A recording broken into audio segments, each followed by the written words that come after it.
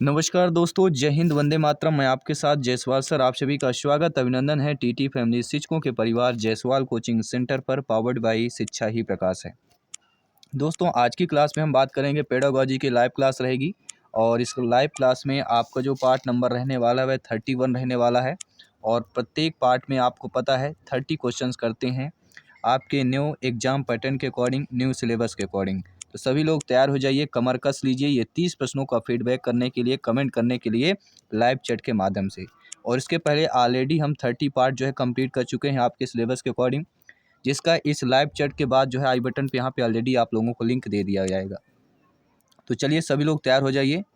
पहला प्रश्न करते हैं जो कि हमारे पिछले पार्ट का मॉक क्वेश्चन था कि साइकिल चलाने वाला स्कूटर चलाना शीघ्र ही सीख लेता है, ये शून्य स्थानांतरण है, लंबवत स्थानांतरण है, ऋणात्मक स्थानांतरण है या धनात्मक स्थानांतरण हो जाता है। सभी कमेंट कीजिएगा। देखिए दोस्तों, साइकिल चलाने वाला स्कूटर चलाना सीख लेता है, ये हमारा कौन सा अंतरण कहला जाएगा? सभी लोग कमेंट कीजिए। 5 सेकंड के लिए सभी को वक्त दे दिया गया है, समय दे दिया गया है, टाइमिंग दे दिया गया है। तो ये हमारा कौन सा कहला जाएगा? धनात्मक स्थानांतरण की बात करेंगे। या आप लोग ऋणात्मक भी हो सकता है, लंबवत भी कर सकते हैं, शून्य भी कर सकते हैं, लेकिन जो हमारा राइट ऑप्शन है वह हमारा होने वाला धनात्मक स्थानांतरण। क्यों होगा? देखिए, साइकिल चलाता है जब कोई व्यक्ति तो क्या करता है, कॉम्बिनेशन अपना बैलेंस बना लेता है, क्योंकि डायरेक्ट स्कूटर चलाने में बैलेंस बनाने में प्रॉब्लम हो सकती है। तो साइकिल चलाने वाला स्कूटर चलाना सीख लेता है, ये हमारा धनात्मक होगा, क्योंकि साइकिल से वह स्कूटर चलाना सीख रहा है। तो कहीं ना कहीं धनात्मक स्थानांतरण की बात करते हैं। पहला प्रश्न है, पिछला हम मॉक क्वेश्चन किए थे।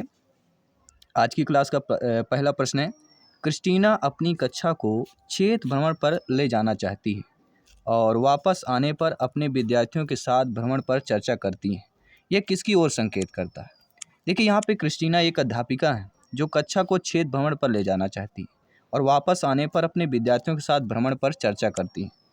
तो किस ओर संकेत करता है? सीखने के आकलन, सीखने के लिए आकलन, या आकलन के लिए सीखना, या आकलन के सीखने की बात करते हैं। सभी कमेंट कीजिएगा। तो ये हमारा किसके लिए चर्चा कर रही है अध्यापिका जो क्रिस्टीना है? वह सीखने के आकलन के लिए चर्चा कर रही है। पहला ऑप्शन यहाँ पे सही हो जाएगा। अगला प्रश्न है, कम गति से सीखने वाले बच्चों के लिए अध्यापक को क्या करना चाहिए? टोली शिक्षण करना चाहिए, प्रोत्साहन देना चाहिए, अतिरिक्त ध्यान देना चाहिए, या इनमें से सभी करना चाहिए? तो कम गति से सीखने वाले बच्चे होते हैं, कोई कम गति से सीखता है, कोई ज़्यादा से, कोई धीमे से, क्योंकि व्यक्तिगत विभिन्नताएं पाई जाती हैं, आप सभी लोग जानते हैं। तो कम गति से सीखने वाले के लिए अध्यापक को क्या करना चाहिए? तो हमारा राइट ऑप्शन होता है टोली शिक्षण भी करना चाहिए, प्रोत्साहन भी देना चाहिए और अतिरिक्त ध्यान भी देना चाहिए। इनमें से सभी जो हमारा डी ऑप्शन दिया गया है वह हमारा सही हो जाएगा। इसके साथ ही अगला प्रश्न है, शिक्षण अधिगम प्रक्रिया को प्रारंभ करने से पहले एक कुशल अध्यापक को क्या करना चाहिए? छात्रों को दंडित करना चाहिए, चुटकुले सुनाना चाहिए, अधिगम परिस्थितियां उत्पन्न करनी चाहिए, या आराम करना चाहिए? तो आप सभी लोग जानते हैं कि अधिगम शिक्षण प्रक्रिया को प्रारंभ करने से पहले एक कुशल अध्यापक को क्या करना चाहिए? तो वह हमारा हो जाता है अधिगम परिस्थितियां उत्पन्न करनी चाहिए। सी ऑप्शन यहाँ पे आप लोगों का सही हो जाएगा। इसी के साथ ही हम बात करेंगे आपके अगले प्रश्न की। अधिगम सर्वोत्तम होगा जब बुद्धि होगी, अनुशासन होगा, अभिप्रेरणा होगी, या प्रवृत्ति की बात करते हैं। तो आप सभी लोग जानते हैं, ज्ञानी सर्व व्याख्याता लोग हैं, भावी अध्यापक अध्यापिकाएं हैं, जायसवाल सर आप सभी का अभिनंदन स्वागत करते हैं। तो अधिगम सर्वोत्तम कब होता है? सभी लोग बताइए। अधिगम सर्वोत्तम तभी होगा जब अभिप्रेरणा होगी, मोटिवेशन होगा। मोटिवेशन बहुत इंपॉर्टेंट होता है किसी भी चीज़ करने के लिए। बात करें तो स्टडी के लिए तो सबसे इम्पोर्टेंट आपका अभिप्रेरणा ही होता है, और पेडागोजी में अभिप्रेरणा का रोल तो सभी लोग जानते हैं। अगला प्रश्न है, अधिगम में वृद्धि की जा सकती है प्रोत्साहन देकर, विटामिन देकर, विदेशों में भेजकर, या कोई नहीं? सभी लोग यहाँ पे कमेंट करके बता दीजिएगा। तो अधिगम में जो वृद्धि है की जा सकती है किसके द्वारा? तो प्रोत्साहन देकर किया जा सकता है। पहला ऑप्शन यहाँ पे आप लोगों का सही हो जाएगा। इसके बाद अगला प्रश्न है कि अधिगम सर्वोत्तम होगा कब होता है? बुद्धि होगी, अनुशासन होगा, विप्रेरणा या प्रवृत्ति की बात करते हैं। तो ये क्वेश्चन रिपीट किया गया है। रिपीट किस लिए किया गया है? क्योंकि ये इंपॉर्टेंट क्वेश्चन है, ध्यान दीजिएगा। जी हाँ, भविष्यवाणी हो चुकी है, माँ सरस्वती जी की अभिनंदना हो चुकी है कि यह प्रश्न आने वाला है। संभावित प्रश्न है कि अधिगम सर्वोत्तम तभी हो सकता है जब आपकी अभिप्रेरणा होगी। मोटिवेशन का जिक्र हुआ है। आइए बात करेंगे अगले प्रश्न की। अगला प्रश्न आप लोगों की स्क्रीन पर ऑलरेडी आ चुका है। बहुत ही इंटरेस्टेड प्रश्न है और इस इंटरेस्टेड प्रश्न पर कितना फीडबैक मिलता है ये जान लेते हैं। कि निम्न में से कौन सा कथन अधिगम की प्रक्रिया को उचित ढंग से प्रस्तुत करता है? व्यवहार में परिवर्तन, सामाजिक व्यवहार में परिवर्तन, कक्षा कक्ष में अधिगम या संवेदनाओं में परिवर्तन की बात करते हैं। तो कौन सा कथन कथन जो है स्टेटमेंट है अधिगम की प्रक्रिया में उचित ढंग से जो है प्रस्तुत कर रहा है, और वह हमारा हो जाता है व्यवहार में परिवर्तन या व्यवहार में परिमार्जन। पहला ऑप्शन यहाँ पे सही हो जाएगा। इसी के साथ अगला प्रश्न है कि एक शिक्षक होने के नाते आप सीखने के लिए किस नियम को नहीं अपनाएंगे? आप सभी लोग भावी अध्यापक अध्यापिकाएं हैं, शिक्षक बंधु हैं, तो आप ये बताइए कि जब आप शिक्षक हो जाएंगे, नियुक्त होगी, तो शिक्षक के रूप में आप सीखने के किस नियम को नहीं अपनाएंगे? आंशिक क्रिया का नियम, तत्परता का नियम, अभ्यास का नियम या प्रलोभन नियम की बात करते हैं? सभी लोग कमेंट कीजिएगा, फीडबैक कीजिएगा। देखिए, प्रलोभन, जहाँ भी प्रलोभन हमारे जो पेडागॉजी में निगेटिव और नकारात्मक माना जाता है कि क्योंकि प्रलोभन देके शिक्षा नहीं किया जा सकता, ना ही पढ़ाया जा सकता है। ठीक है, तो प्रलोभन का जो नियम है यह हमारे शिक्षक के रूप में आप सीखने का नहीं अपना सकते हैं। बाकी जो आंशिक क्रिया का नियम है, तत्परता का नियम है, अभ्यास का नियम है, ये तीनों आप अपना सकते हैं। इसके बाद अगला प्रश्न है कि स्थानांतरण एक परिस्थिति में अर्जित ज्ञान, प्रशिक्षण और आदतों का किसी दूसरी परिस्थिति में स्थानांतरण किए जाने की चर्चा करता है। तो प्रशिक्षण के स्थानांतरण के बारे में यह कथन आपका संबंधित हो जाएगा। देखिए, स्थानांतरण का जिक्र हुआ है, यानी परिवर्तन की बात की जा रही। तो स्थानांतरण एक परिस्थिति में अर्जित ज्ञान, प्रशिक्षण और आदतों का किसी दूसरी परिस्थिति में स्थानांतरण किए जाने की चर्चा करता है। तो प्रशिक्षण के स्थानांतरण के बारे में कौन सा कथन जो है संबंधित हो जाता है? ये कथन किससे संबंधित हो जाता है? ये कथन आपके सोरेनसन से संबंधित हो जाता है। सी ऑप्शन की बात करेंगे। अगला प्रश्न है, डिसलेक्सिया किससे संबंधित? आप सभी जानते हैं अधिगम विकार या अधिगम अशक्तता जो होती है उनसे अवश्य प्रश्न पूछे जाते हैं। तो डिसलेक्सिया आपके किससे संबंधित होती है? पठन विकार, व्यवहार संबंधी विकार, मानसिक विकार या गणितीय विकार की बात करते हैं। तो आप सभी लोग जानते हैं जब भी डिसलेक्सिया का जिक्र होता है एक ही ऑप्शन आता है, वह होता है पठन विकार। जी हाँ दोस्तों, पहला ऑप्शन आपका सही हो जाएगा, नो डाउट सभी लोग समझ गए हैं। इसके बाद हम बात करते हैं अगले प्रश्न की। एलेक्सिया क्या होता है? पढ़ने की अक्षमता, लिखने की अक्षमता, सीखने की अक्षमता या सुनने की अक्षमता की बात करते हैं। देखिए दोस्तों, जब भी एलेक्सिया का जिक्र होता है तो आपके सीखने से अक्षमता से संबंधित हो जाता है। और लिखने का संबंधी क्या होता है, सभी लोग बताइए? डिस्ग्राफिया। जी हाँ, लिखने से संबंधित डिस्ग्राफिया होता है। सीखने की अक्षमता जो होता है संबंधित हमारा, वह होता है एलेक्सिया। और पढ़ने संबंधी हो जाता है, सभी लोग बताइए, डिसलेक्सिया। ये तीनों चीज़ों को ध्यान देना है, जो बहुत ही ज़्यादा रिपीट होता है। अगला प्रश्न है, एक कॉलेज जाने वाली लड़की ने फर्श पर कोट फेंकने की आदत डाल ली। लड़की की माँ ने उससे कहा कि कमरे से बाहर जाओ और कोट को खूंटी पर टांगो। लड़की अगली बार घर में प्रवेश करती है तो कोट को हाथ पर रखकर अलमारी की तरफ जाती है। तो ये जो अलमारी की तरफ जाना, कोट को फिर से वहीं पे टांगना, यह उद्दीपक अनुक्रिया अधिगम है, प्रत्यय अधिगम है, या इनमें से सभी है, या श्रृंखलागत अधिगम की बात करते हैं? सभी कमेंट कीजिएगा। ये लगभग जितना देखा जाए all India over TT exam में ये पूछा जाने वाला प्रश्न है, ज़्यादा से ज़्यादा रिपीट होने वाला प्रश्न है। तो इनमें से हमारा जो सही ऑप्शन हो जाएगा, राइट ऑप्शन हो जाएगा, वो होगा श्रृंखलागत नियम। क्योंकि किसी चीज़ को हम क्या करते हैं, अगर बार बार उसी चीज़ को हम करते हैं, प्रैक्टिस करते हैं, तो हमारी आदत में बन जाता है। इसलिए आप सभी से कहते हैं डेली ज्वाइन कीजिए क्लास, क्योंकि ये आपकी आदत बनेगी। जब ये आदत बनेगी तो आपका सिलेक्शन होगा। जब आपका सिलेक्शन होगा तो टीटी एग्जाम फतेह होगा। जब फतेह होगा तो आपके सपने साकार होंगे। ये चीज़ें नोट कर लेना है।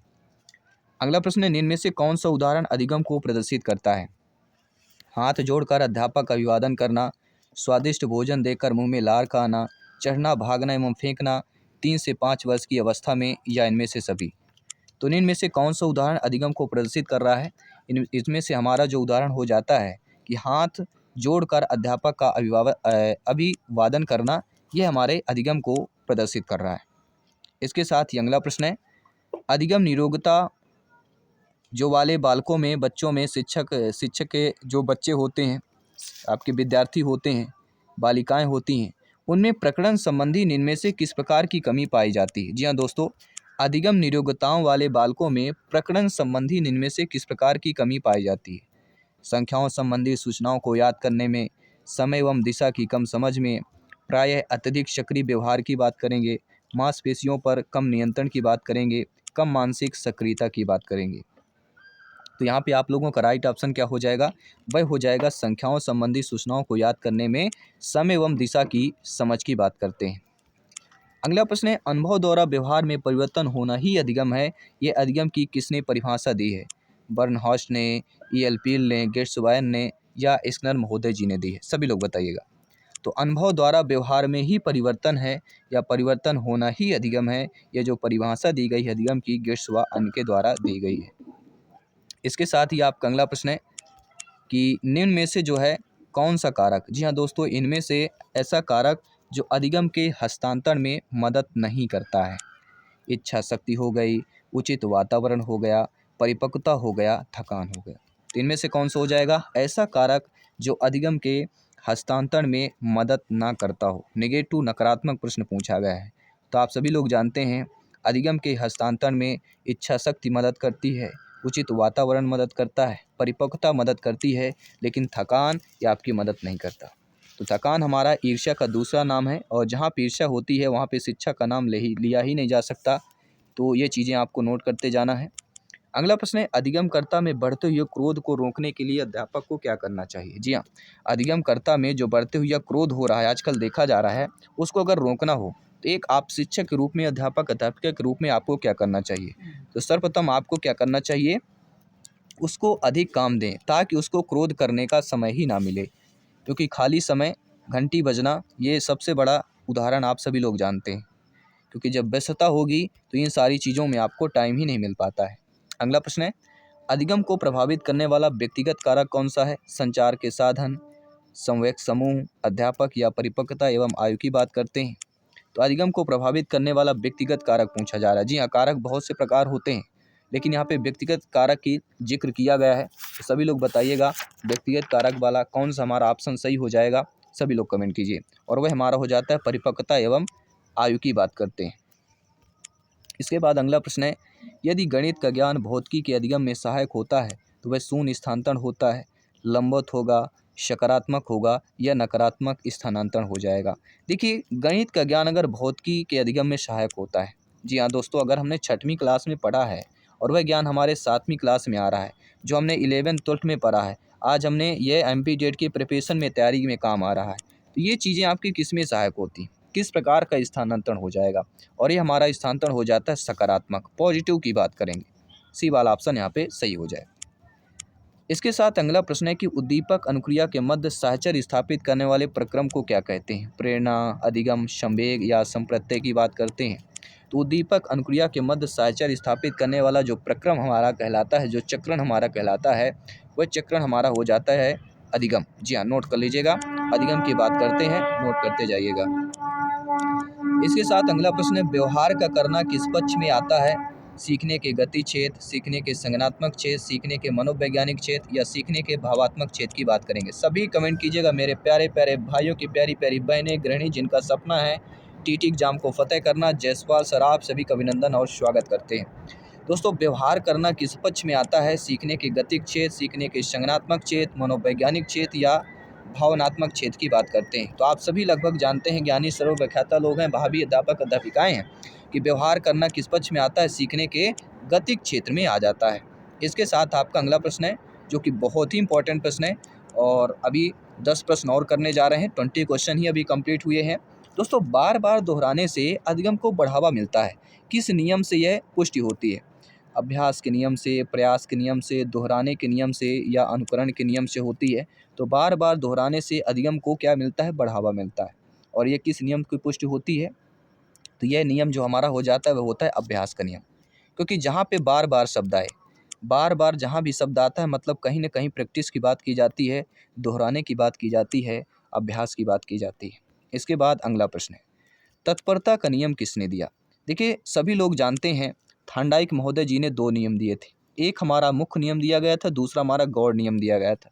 मुख्य नियम हमारे 3 थे, तत्परता का, अभ्यास का, परिणाम का नियम, और गौड़ नियम आपके 5 नियम थे। तो इन दोनों नियम को अच्छे से पढ़ लीजिएगा। बाकी थांडाइक के जो मनोवैज्ञानिक है, इनका डिटेल के साथ ऑलरेडी वीडियो है, तो जाइए चैनल पे सर्च कीजिए थांडाइक मनोवैज्ञानिक बाय जायसवाल सर, तो आपको ऑलरेडी मिल जाएगा। तो तत्परता का नियम किसने दिया था? आप सभी लोग जानते हैं, थांडाइक मनोवैज्ञानिक की बात करते हैं। इसके बाद साथियों अगला प्रश्न है, थांडाइक मनोवैज्ञानिक से ही संबंधित प्रश्न है, कि मनोवैज्ञानिक थॉर्नडाइक ने व्यक्ति को किस आधार पर बांटा है? चिंतन, कल्पना शक्ति के आधार पर, प्रभुतापूर्ण व अधीनस्थापूर्णता के आधार पर, स्वतंत्रता व निर्भरता के आधार पर, या इनमें से कोई नहीं। तो मनोवैज्ञानिक जो थॉर्नडाइक हैं, इन्होंने व्यक्ति को किस आधार पर जो है बांटा है, वह आधार आपका कौन सा हो जाएगा? वह आधार होगा चिंतन व कल्पना शक्ति के आधार पर बांटा है।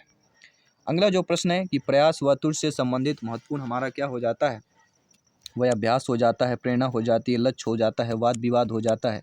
तो प्रयास व तुष्य से संबंधित महत्वपूर्ण जो इम्पोर्टेंस आपका हो जाता है वह हमारा कहलाता है अभ्यास की बात करेंगे, पहले ऑप्शन की बात करेंगे। इसके साथ ही आपका अगला प्रश्न है कि एक बच्चा अतीत के समान परिस्थिति में की गई अनुक्रियाओं के आधार पर नई स्थिति में भी समान अनुक्रिया करता है, तो यह किस नियम से संबंधित हो जाता है? सीखने की प्रक्रिया, अभिवृत्ति का नियम, सीखने का तत्परता, सादृश्यता, या सीखने का प्रभाव नियम की बात करेंगे। तो एक बच्चा अतीत की समान परिस्थितियों में की गई अनुक्रियाओं के आधार पर नई स्थिति में भी समान अनुक्रिया करता है, तो यह किस नियम से आपका संबंधित हो जाता है? यह हमारा सीखने के सादृश्यता नियम से संबंधित हो जाता है। इसके साथ हम बात करेंगे अगले प्रश्न की कि अधिगम के निम्न सिद्धांतों में से किसमें जो है प्रतिक्रिया पर पुनर्बलन देने का सुझाव दिया गया है?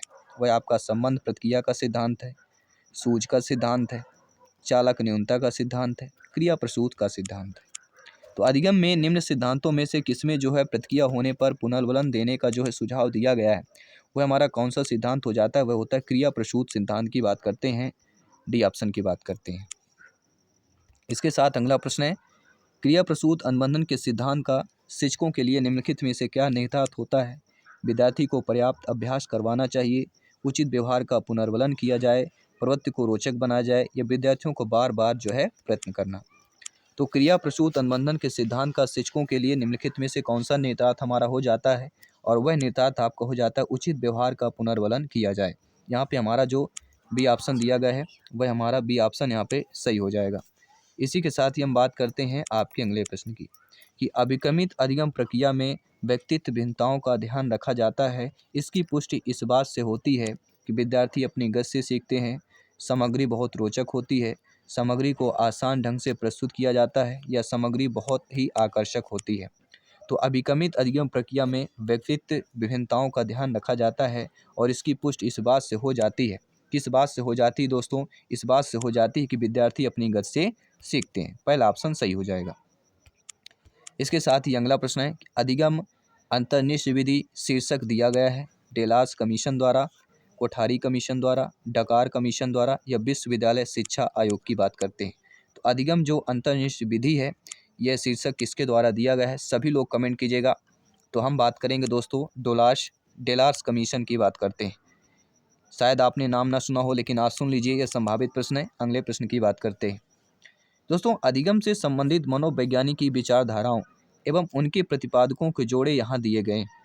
इंगित कीजिए कि कौन सा जोड़ा सही मिलान का नहीं होगा। नेगेटिव और नकारात्मक प्रश्न यहाँ पे पूछा गया है। व्यवहारवाद वाटसन एवं गुथरी, फैकल्टी मनोविज्ञान वुल्फ एवं रीड की बात करते हैं, गेस्टाल्ट मनोविज्ञान थॉर्नडाइक की बात करते हैं, पुनर्बलन हल एवं स्किनर की बात करते हैं। तो कौन सा यहाँ पे नहीं होगा? देखिए, हम सभी लोग जानते हैं व्यवहारवाद वाटसन और गुथरी की बात करते हैं, फैकल्टी मनोविज्ञान वुल्फ एवं रीड की बात करते हैं, पुनर्बलन हल एवं स्किनर की बात करते हैं। तो गेस्टाल्ट मनोविज्ञान अगर यहाँ पे जो थॉर्नडाइक दिया गया है वह हमारा नेगेटिव और नकारात्मक दिया गया है। तो गेस्टाल्ट मनोविज्ञान कौन है ये आपको कमेंट करके बताना है, चूज करके बताना है, ये भी आप लोग समझ लीजिए। तो आई होप सभी प्यारे मित्र इस प्रैक्टिस क्लास को आपने, इस पार्ट को अच्छे तरीके से समझा, टॉप 30 प्रश्न को आपने अच्छे तरीके से रीड किया। आई होप सभी प्यारे मित्र सभी प्रश्न को अच्छे तरीके से अटेंड किए होंगे। 30 में से आपने कितने स्कोर प्राप्त किया यह भी आप लोगों को कमेंट बॉक्स में अवश्य शेयर करना है। मैं आपके साथ जयसवाल सर डेली 7 PM में लाइव क्लास के माध्यम से डेली मिलता हूँ। बाकी सभी क्लासेज चल रही हैं। जो पहली बार विजिट किए हैं, जो सभी पार्ट विजिट नहीं कर पाए हैं, देख नहीं कर पाए हैं, ज्वाइन नहीं कर पाए हैं, तो प्लेलिस्ट ऑलरेडी बना दिया गया है। सभी लोग ज्वाइन कीजिए। मैं आपके साथ जयसवाल सर मिलता हूँ आपकी अगली क्लास पर। सभी मित्रों को जय हिंद, वंदे मातरम, धन्यवाद।